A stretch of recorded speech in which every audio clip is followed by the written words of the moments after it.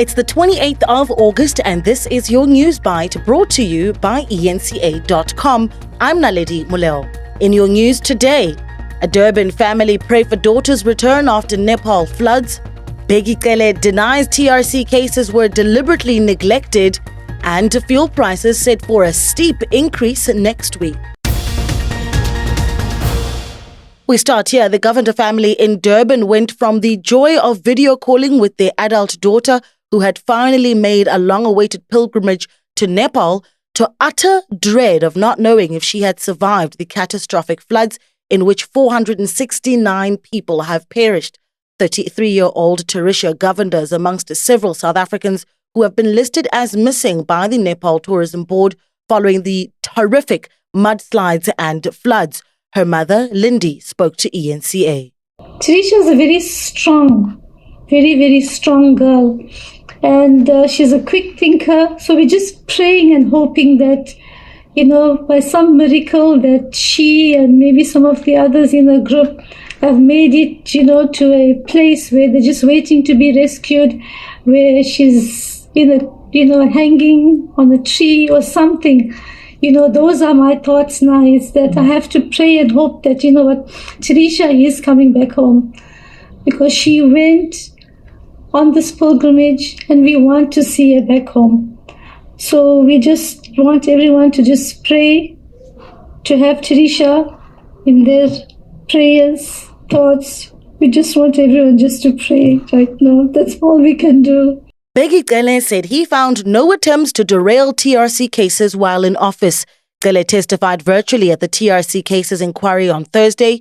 He responded to claims the TRC cases were deliberately neglected. Lawyer Howard Varney had argued that from the perspective of the families, the TRC cases were singled out not for prioritization but for neglect.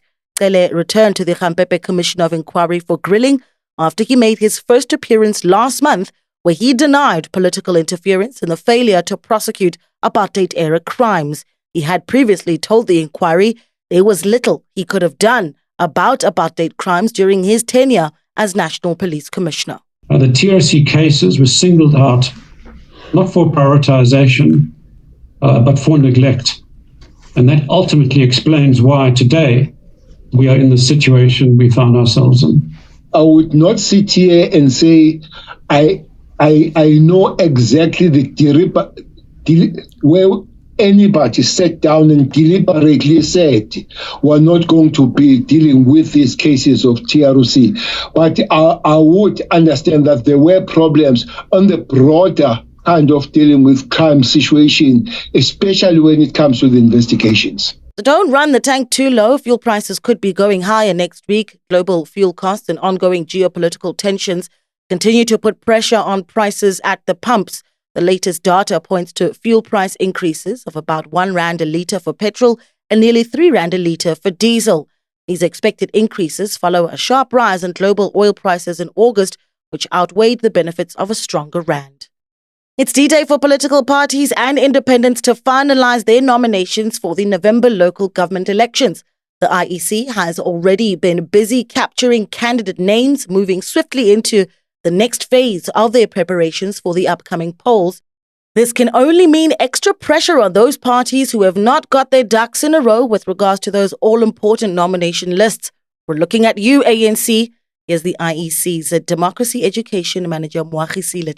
By the end of the week, we expect that parties will have submitted to the Electoral Commission candidates or their party lists, and independent candidates will have also submitted their details for being candidates in this election. That will close 5 p.m. on Friday, and we've urged parties that they must start their submissions now. We've already had a number of submissions from political parties as well as independent candidates, as well as others who have started the process of capturing their candidates. So we're asking them to ensure that they try and do so by Thursday, because you can imagine Friday may be a high pressure time for the system, and we don't want anyone not being able to successfully submit by 5 p.m. either online on our candidate nomination system online or to the offices of the IEC.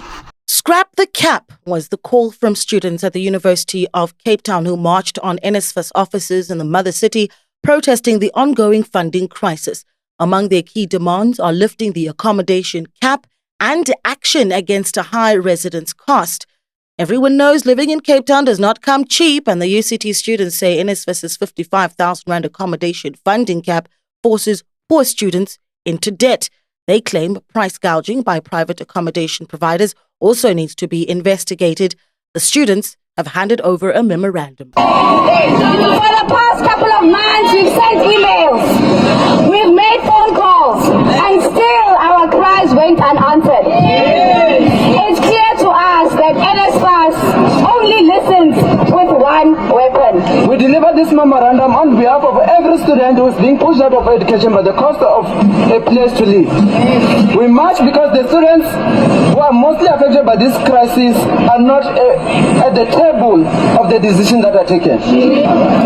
We direct this memorandum to NSFAS to make higher education financially accessible, and also to the Department of Higher Education. We demand that the NSFAS funding model must be changed so that NSFAS is capacitated to fund all deserving students coming into university and higher institution space. In other news we're keeping an eye on, the architect behind Jacob Zuma's Nkandla estate in KZN has been ordered to pay back the money. That's over 147 million Rand he needs to hand over to National Treasury. The SIU secured a special tribunal judgment against Minenhle Makhanya.